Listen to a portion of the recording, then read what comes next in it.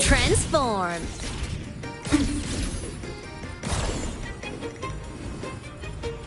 Night mode off.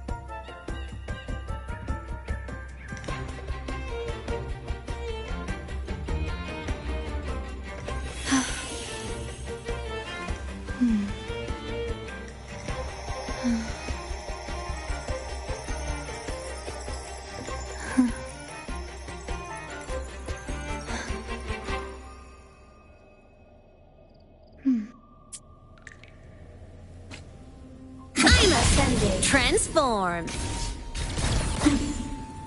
Descending. Night mode off. Roving among...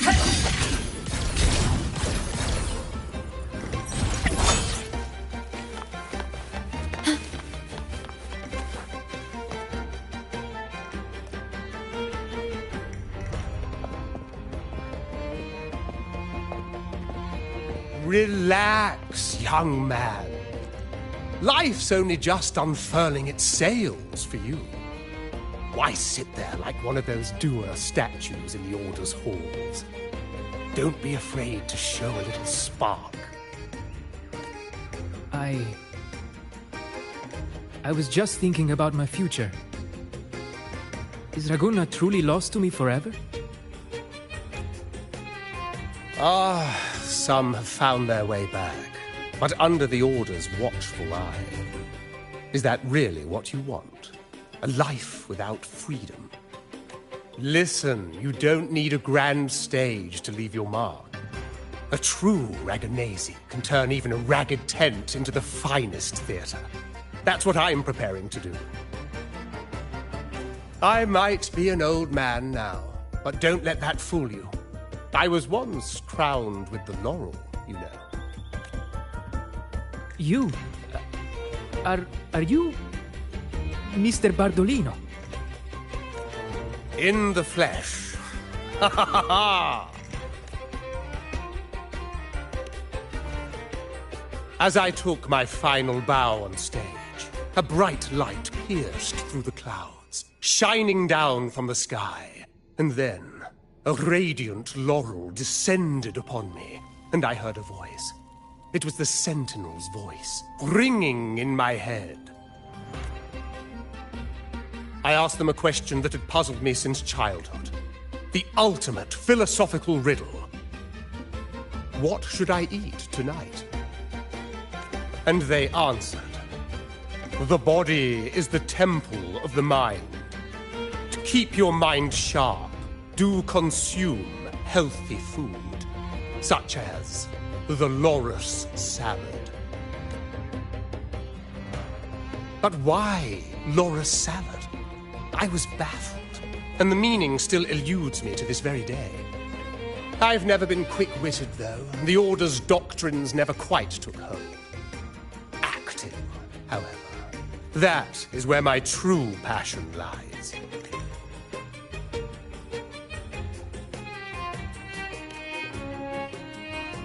But why did a blessed laureate like you get banished by the Order? Back when I won the laurel, Raguna was led by the Holy Maiden. She promoted all sorts of grand celebrations during the Carnival, an unceasing tide of revelry. Stages sprang up on every corner of the city, performances dancing through the streets, and shops adorned in vibrant hues. Even on rainy nights, you could still hear music playing in the square. Some performers wove their critiques into their acts. Sharp as she was, the Holy Maiden noticed. She refined city policy with each whisper of dissent. Those were the golden days, my friend. The Holy Maiden once said that if she were to leave this world, she'd want no majestic tomb or a solemn funeral, but the grandest carnival as her final farewell. And then, she really did leave us. The current Primus took her place, and in the name of mourning the Holy Maiden, issued all sorts of bans on the Carnival. But is that really what she would have wanted? The Order's grip tightened, and the Carnival performances were reduced to dull, monotonous shadows of their former selves. One year, I strung a wire from a gondola to the top of the clock tower in Liberty Square, and another from the tower to the Thessalia's mansion. Then, I disguised myself as one of the LaGuardia to fool the acolytes, and climbed to the roof along the wire. Midway through the Order's performance, I hopped on a wing ray with a cloudcaster, showering the entire city with flowers. Yes, it was a magnificent sight. The wingray soared higher than the acolytes could reach. They couldn't do anything but watch golden pink petals rain from the sky for 3 whole days. They struggled to clean up the flowers from the streets, and it took a downpour to wash them all away. That cloudcaster, adapted from a music van, became the prototype for the one we use on stage today. But that's all in the past. To this day, I'm still not sure what crime they pinned on me. Maybe walking the wire without protection? Anyway, I'm just an old relic now. But you lot, you're the main characters of this era, facing down every obstacle with fire in your bellies. But isn't our fate already sealed? Without the so-called salvation the Order preaches, we're doomed to our banishment. Just lost souls, dying in obscurity. Life is short, and we weren't born just to atone. The Order may banish us, but they can't take away our right to sing. Death is one of many possible ends, but it's certainly not the worst. Perhaps being forgotten is what the Order wanted for us. They want to erase all traces of our existence, grind us into dust and drag us into the abyss. But we'll fight the tide and live our lives to the fullest. Members of the troupe may come and go, but they never truly left us. Their deeds and songs are passed down through the ages. One day, our voices will echo across every land. Our words will reach every corner of the world. And by then, even the tacit discords in the stormy sea will know our names. That's the spirit, boy! Even if I can't earn myself a proper title, I'll become Rinasita's most enigmatic legend. When I'm gone, I'll leave behind a coffin that sings. Or maybe turn into a lark, singing every day and night!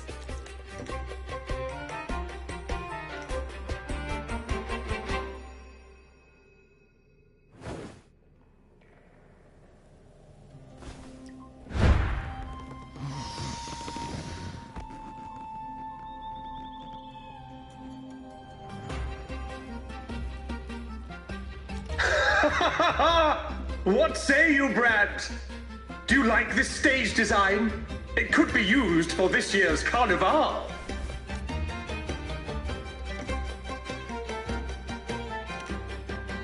Our little chat reminded me of those good old days. So why not relive that scene I just mentioned? I still remember that famous line.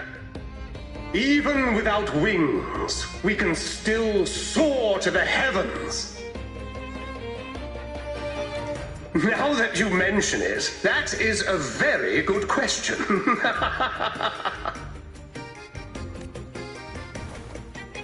Please don't mind him. We like our performances big and bold, after all.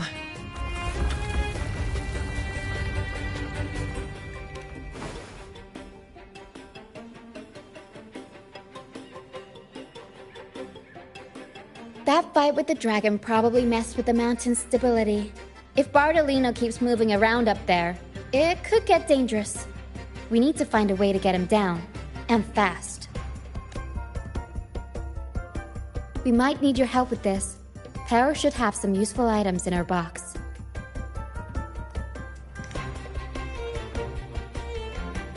We've got a cloudcaster that can conjure up some fluffy cloud cushions.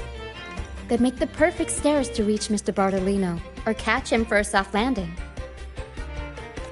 But some of its parts have been borrowed by other troop members.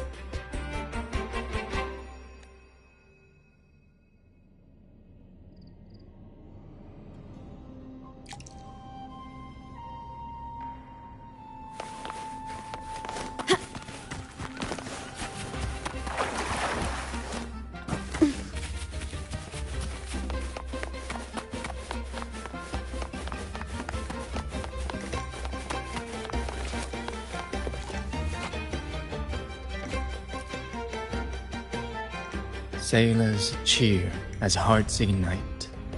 Soon we'll break these chains so tight. Oh, hello. I'm writing a sea shanty. Did you know Raguna Gondolier's songs are usually in 3/4 time? Matches the flow of water perfectly. When they row, their strokes go slow dip, quick lift, which fits that rhythm. But for our troupe, we use a 4/4 signature with strong and weak beats. It's catchy and perfect for sailors to sing along to as we work together to tackle the waves. Sailors cheer as hearts ignite. Soon, we'll break these chains so tight. Actually, boarding the Pilgrim's Sail was my choice. I used to compose hymns for the order. Sounds prestigious, but the same old rhythm and lyrics started to wear on me. Music should be alive. So, I decided to take the pilgrimage, believing I'd find new inspiration from the divinity. You probably already know what the pilgrimage really is. I was foolish to believe the Order's lies. But luckily the troupe found me and brought me in. Have you seen any of our performances, perhaps? We don't do those lofty soliloquies that give you existential dread. That doesn't mean our plays are shallow. They're just more hopeful and speak directly to the heart. We do commedia improviso, a style of play that's all about those fleeting, beautiful moments of everyday life. We sing of love that endures, enemies who become allies in the fight against evil. The Order may scoff at such stories, but they're real, human stories, full of ambition, dignity, and everything that makes us human. Traveling with the troupe, I've learned to see the beauty in the small things, and I've met people facing similar and unique life struggles. Only those who walk in the fields can really see how the crops grow. It's the same with music. You can't truly know it until you've listened. That's why I'm always chatting with the crew, gathering ideas for my ballads and shanties. The true rhyme of our time. Sailors cheer as hearts ignite. Soon the Cloudcaster. Oh, I use its base as a desk. Our first mate lent it to me so I could write more comfortably. Here it is. Careful, it's heavy.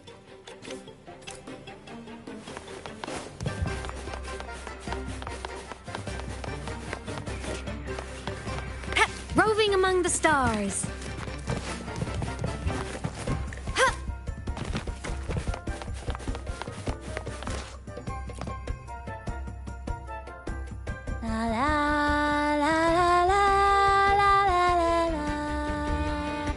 I'd rather be a wild flower, ignored by all in my own power, than a rose that bends and sways, bathed in grace, but lost in dismay.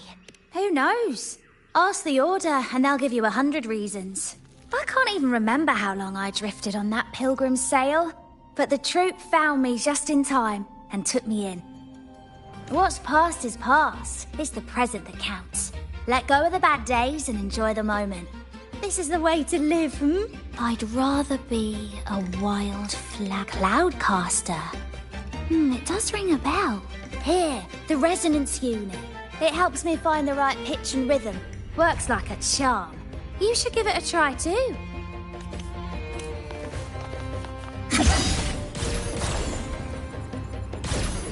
Descending. Night mode off. Come on, fish. Come to my net.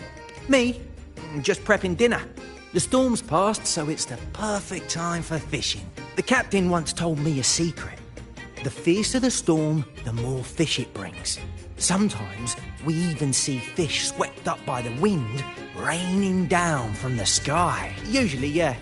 But when we dock on an island, the captain and first mate will buy some other food from the locals. Come on, fish. Come to my net. Back in Raguna, I was just a fledgling fisherman when I accidentally caught an Arasti.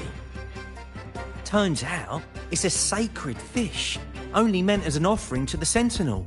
mortals aren't allowed to catch it, but it swam right into my net. Not really my fault, was it? Though the Order didn't see it that way. They banished me out here, like tossing a fish onto dry land. Luckily, the troop found me. I can still fish like I used to. Otherwise, I'd probably be dead, or living as a pirate. Though, to be honest, life here ain't too different from a pirate's. Except we're not hunting for treasure, but for smiles and cheers from our punters. Come on, fish! Come to my net. Yeah, I borrowed the reel for me fishing rod. We scavenge all sorts of stuff from the beach and fix them up as needed. Nothing goes to waste. Don't be fooled by appearances. This stuff can be pretty versatile. Good. We have all the parts now.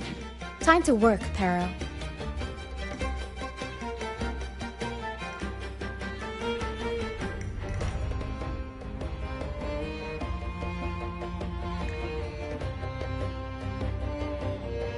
Everything's set for takeoff.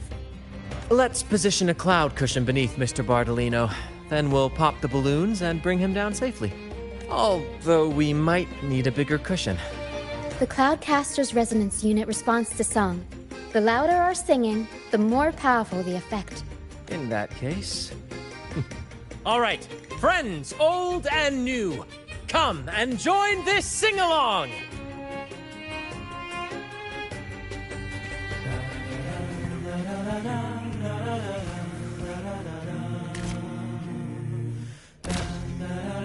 Bullseye! How about showing off that aim again? Almost done!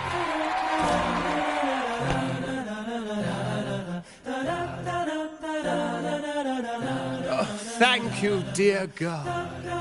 You helped me complete this performance and fulfill one of my dearest wishes. Please, I'll gladly give you my most prized possession.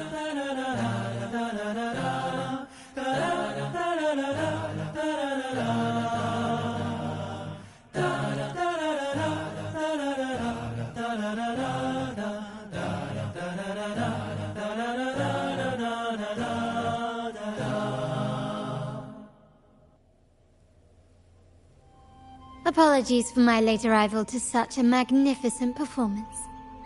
Did I miss anything? Oh my, oh my. What an honor to witness the beauty of our generous benefactor. Thank you, my lady, for rescuing this humble soul in his moment of need.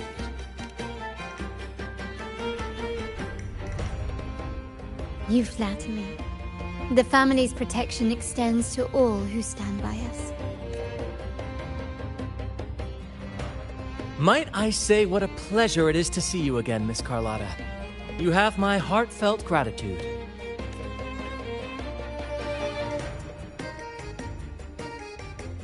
Is everything going smoothly with your family, Miss Carlotta? Yes, thank you. The Order's scheme was uncovered as planned. Uncle Capilet was rescued, and Grandfather has handled the rest. I still owe you thanks for improvising with me in front of that priest.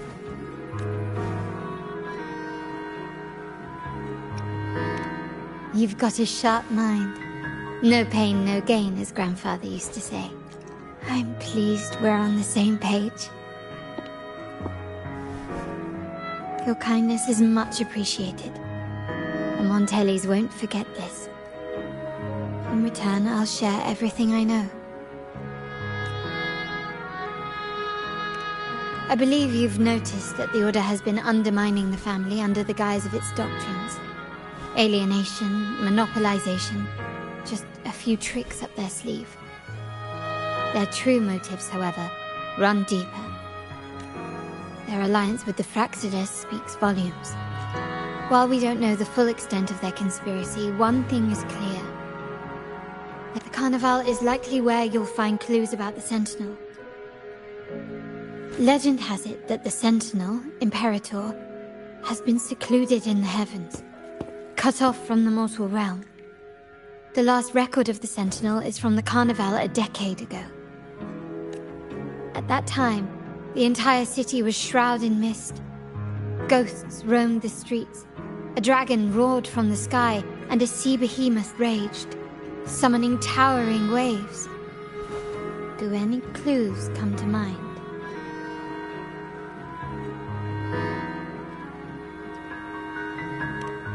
The mist might be coming from the remnant clouds in the Nimbus Sanctum. Lorelei has the power to purify and control them, but the Fraxidus interfered. Remnant clouds corrupted by evil will disrupt Echo's frequencies. If the mist had spread to the city, it would have stirred the echoes into chaos. We are lucky that you and Zani, along with that acolyte, awakened Lorelei in time. You prevented the mist from spreading and averted the waveform. The Fraxidus must still be licking their wounds. At that time, the entire city was shrouded in mist. Ghosts roamed the streets. A dragon roared from the sky, and a sea behemoth raged, summoning towering waves. Do any clues come to mind? The Montelli traders used Lycoris in experiments to turn echoes back into tacit discords. If they were successful, the ghosts seen 10 years ago may have also been created this way. Ghost is just a dramatic name given by the Ragonese for tacit discords. They look nearly identical to echoes, especially in the mist. With your help, Grandfather has thwarted their plan. No corrupted echoes will appear at this year's carnival.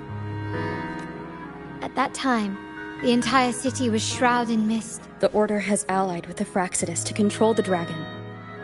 From what I saw when I connected with its frequency, they might be planning to command it to attack Raguna during the Carnival. After the Tacit Discords took over this isle, the Order used them as an excuse to forbid any entry. It might be their way of concealing the dragon's existence. But without the Lycoris, the Dragon of Dirge is now off the table.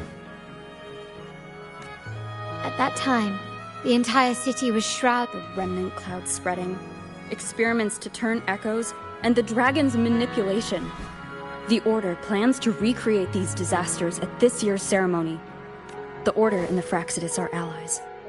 To prevent the Carnival's sabotage, we must stop them. But what is their motive?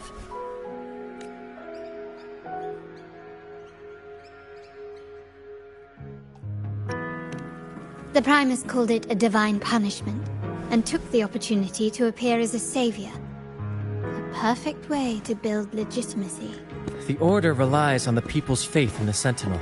With the Sentinel's 10-year absence, faith in the Order has waned. They must be desperate to restore that trust. It is for this reason that the Order has been forced to revive the festival. Let's consider the implications. If the Carnival proceeds unhindered, how would it affect the Order? The current Primus claims to be the Enlightened One, the Sentinel's Resonator. However, based on the prophecy we found in the ruins, this role is meant for the young maiden who is destined to heed the divine oracles during the Carnival. The Carnival is the only time humans can directly communicate with the Sentinel. Normally, it's the Primus who conveys the Sentinel's words. A successful Carnival offers a chance for citizens to meet the Sentinel in person. But for the Primus, and possibly the Order, it poses a threat if they've been fabricating the oracles. To sabotage it while still maintaining their authority, they partnered with the Fraxidus. The Fraxidus will cause chaos during the Carnival, and the Order will swoop in as the saviors, restoring public trust just as they did before. So far, you've helped us crush 3 of their schemes.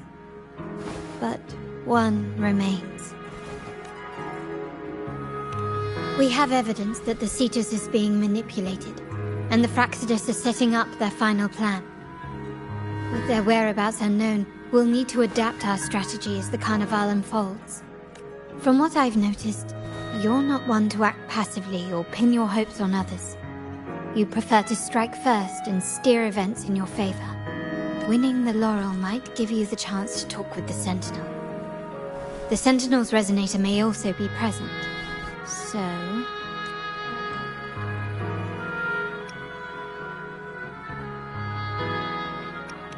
Our aim has always been clear: to restore the Carnival to its former glory with a performance for the ages. If the Divine truly exists, would they wish to see their people living without freedom? Or witness a festival twisted into a tool for tyrants? If we win the laurel, we'll show that such punishment is absurd. But if that's truly their design, we shall break those divine shackles ourselves. Whether divinity exists or not, we will fight for Raguna's freedom, where everyone has the right to live and pursue a future of their own choosing.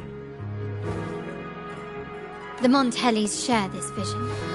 Only in a free society can a fair and open market thrive. However, the troop alone is too weak. The family is under close watch and our enemy hides in the shadows. We need your strength to find our way forward. Thank you. I'm pleased we've reached an agreement once more.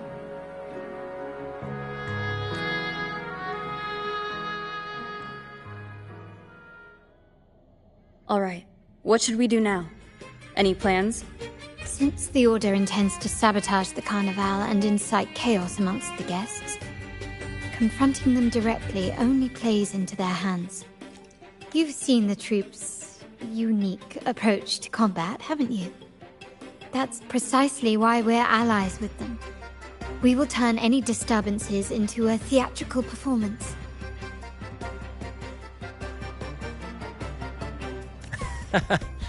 I can see our friend here is still a bit confused.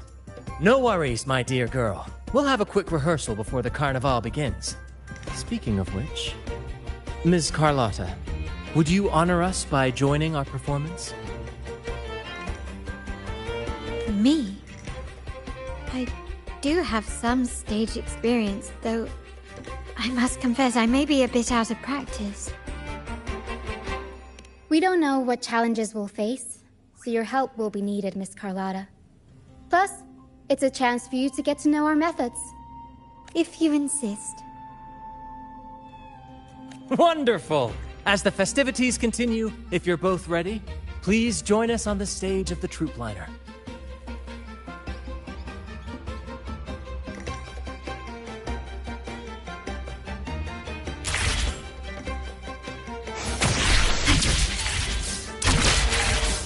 The wind rises.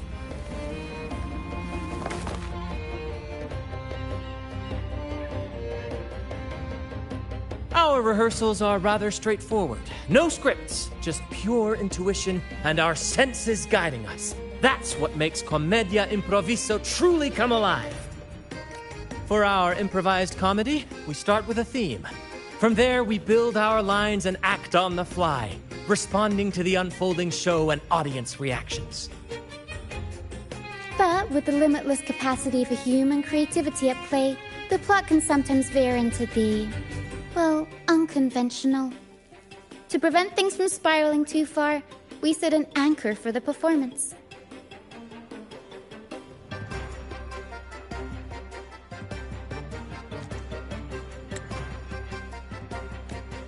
Pardon my interruption, but I'm quite curious.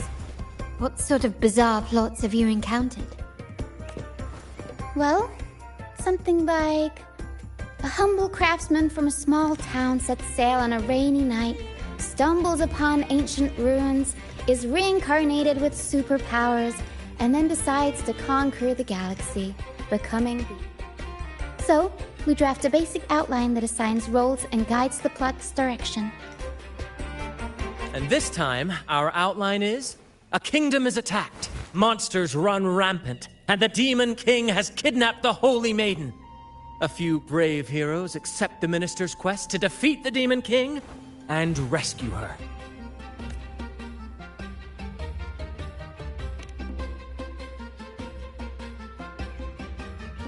This outline holds special meaning. We want to pay tribute to the play once performed by the Blessed Maiden herself, which was also about a hero facing a Demon King.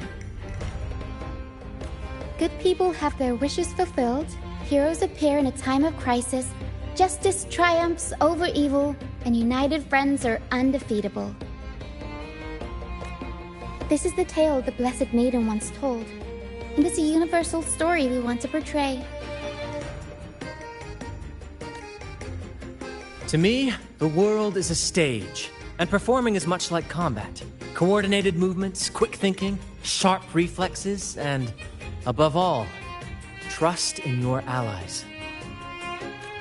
What I'm getting at is that you both are very skilled and capable. We don't have many do's and don'ts. So relax and express yourselves freely on stage. This rehearsal is to help you get familiar with basic stage movements, techniques, and the troupe style, and to build good rapport. Exactly. I'll handle the stage lighting, Brant will narrate, and the rest will take on the role of the audience. If you're ready, let's begin. Everyone, a big round of applause to welcome the Rover and Miss Carlotta on stage!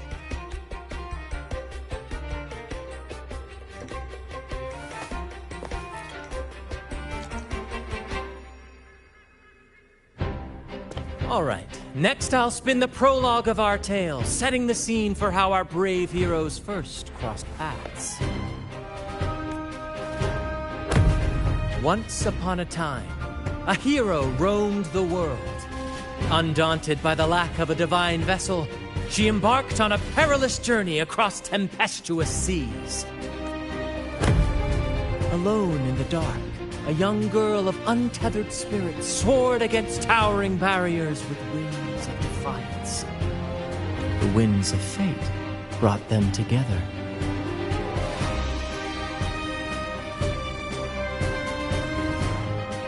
As the world teetered on the brink of absolute darkness, they found solace in each other's gaze.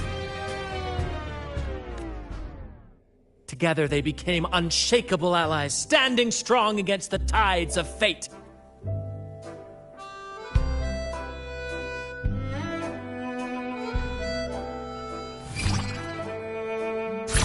Even if light were to fade from the world and the stars cease to shine, they would still blaze like the sun forever.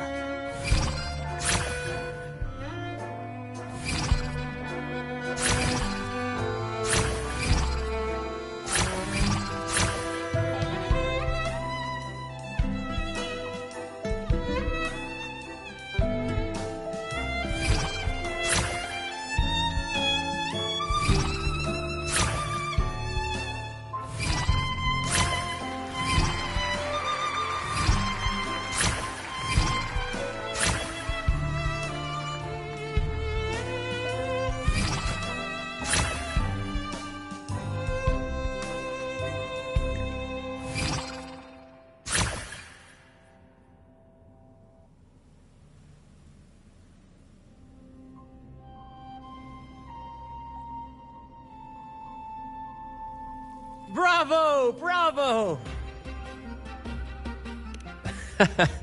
Seeing your chemistry, I decided to take a little creative liberty with the story. Anyway, it didn't stray too far from the outline, right? The thrill of improvisation is in its unpredictability. There's always a rush of excitement with every twist and turn.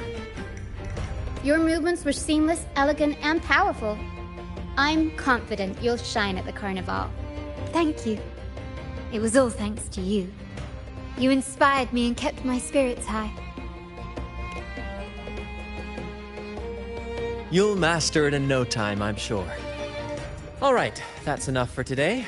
Let's save the grand reveal for the Carnival. Oh, and speaking of which, there's still something we need to prepare for you, isn't there? You mean the essential item for the Carnival performance? Don't worry. I've taken care of everything. Oh, so it's handled then. I can't wait to see it.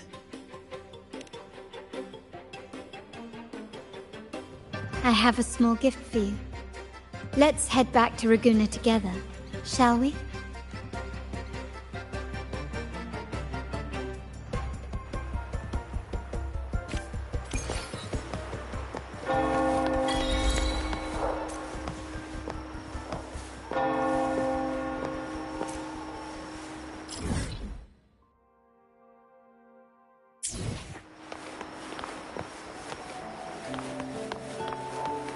Please, follow me.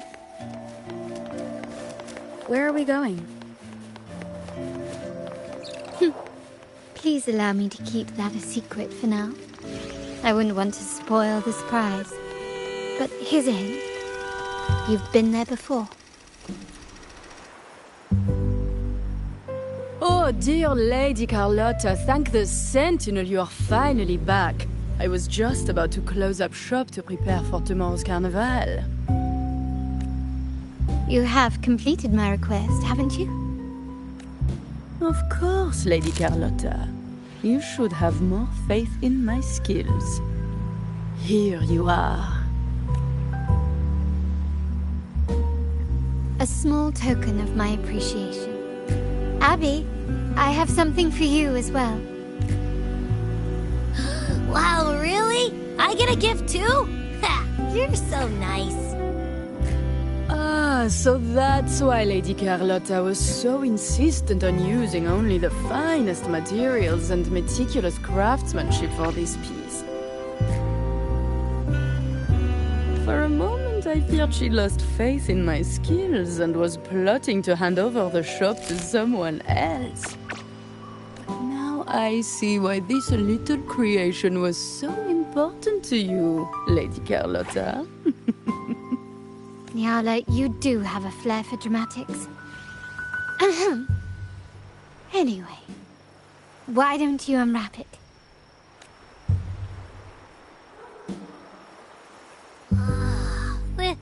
This is... I took the liberty of having Nyala custom make this mask based on my impression of you. I hope it suits your taste.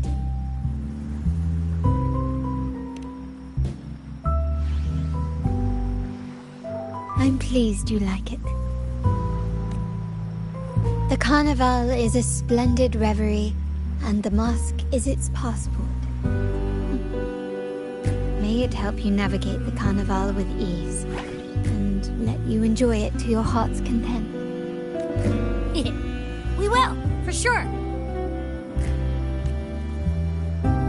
May I take a bit more of your time? Walk with me through Raguna tonight. I have some additional information to share with you.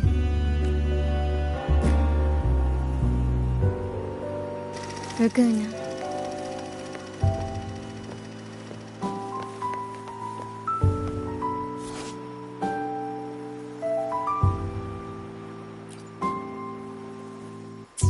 The sapphire that crowns Solaris. The waters of Raguna serve as a mirror, reflecting the countless faces of this city, much like our own reflections. The people of Raguna possess a temperament akin to the tides, ever-changing. We like to describe ourselves as drifters of currents.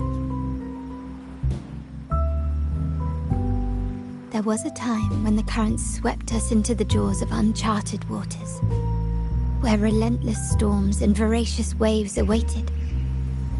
But after weathering such trials, they revealed to us a hidden gem. The shores themselves. My family has always been drawn to the thrill of a new voyage. One stormy night, fate decided to play a hand. What we discovered there on that island, the technology and novel ideas, was nothing short of a blessing in disguise. Exactly. When we heard the Blackshaws were hunting for a legitimate entry into Raguna, I thought, why not bring them into our little venture? Hence the invitation. My family has always been drawn to the thrill of a new voyage. One stormy night, fate decided to play a hand. There exists only one relatively safe route from the Blackshaws to Raguna, a path known solely to the Montelli family. As long as you stayed on this course, you were bound to encounter the troop. My family has always been drawn to the thrill of a new voyage. One stormy night, fate decided our intentions might not be as grandiose or ominous as you think. We seek liberation, and to achieve it, we're pursuing the truth behind Renacita's origins. Legend has it that when people first arrived on this island, Genesis Nexus was already here, welcoming them. The prevailing belief is that the Sentinel gifted us this technology, and despite nobody ever seeing the Sentinel in person, we talk with them through supposed telepathy. Notice anything strange about that story?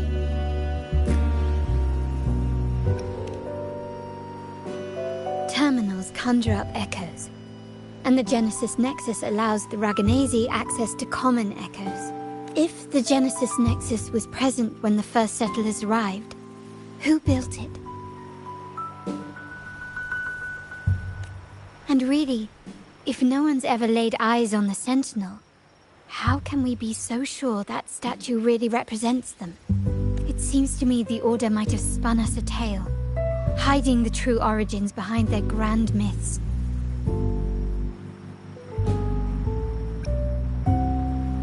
No, we have no ambitions to rule or to renounce our faith. And really, this city should not be ruled by any one entity.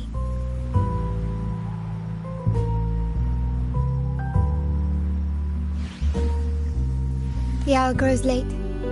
I have arranged accommodations for you at Palazzo Grotta in the south. Let us walk there together, and I can share a story along the way. Think of it as a bedtime tale. I learned it from the troop. It's about Fleur de Lis, the Blessed Maiden.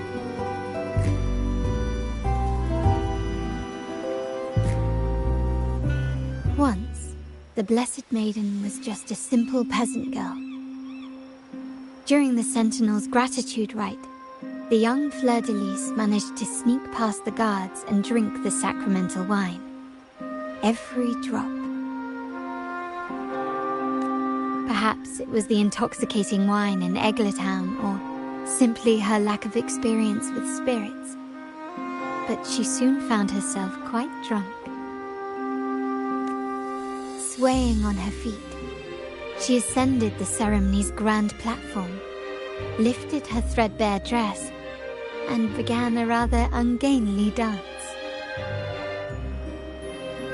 Seizing the sacred horn, she played a carefree folk tune, dodging the guards and weaving through the crowd with surprising agility. Remarkably, the crowd, as if drawn by an unseen force, followed her lead, transforming the solemn ceremony into a wild parade of cheers and revelry. Naturally, the Order was less than pleased.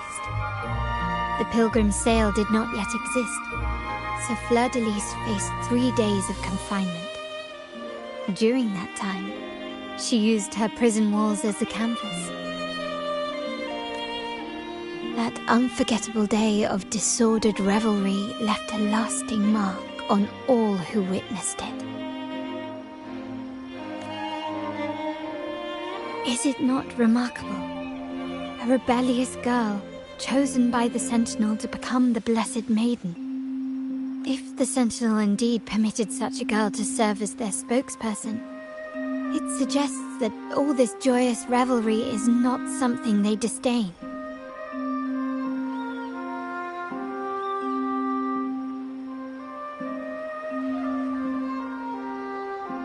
Perhaps they too enjoy poetry, painting, tears, laughter, romantic tales of nights, and dancing amidst crowds, much like ourselves.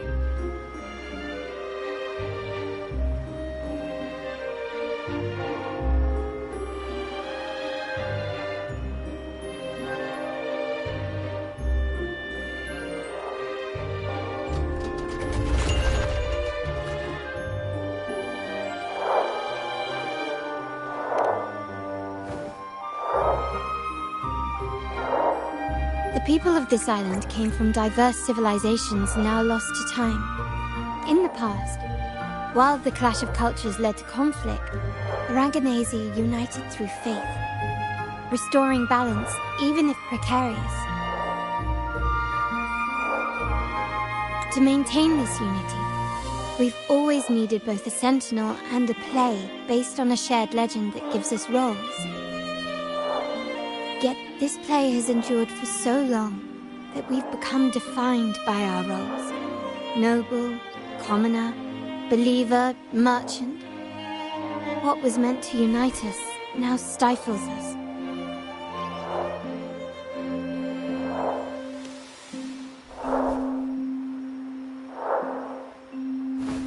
Now, we yearn for a day when we can truly set aside our titles and positions, express our true selves, and join together in celebration.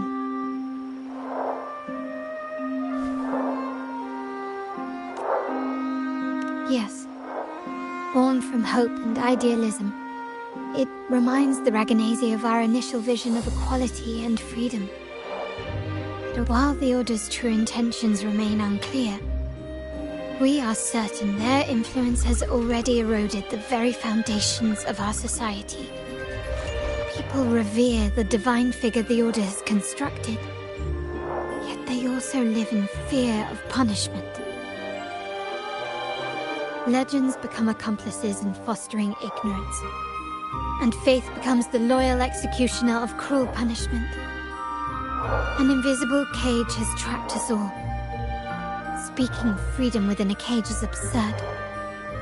Fear and ignorance are our foremost enemies. This year's carnival will spark a flame fierce enough to burn down that cage.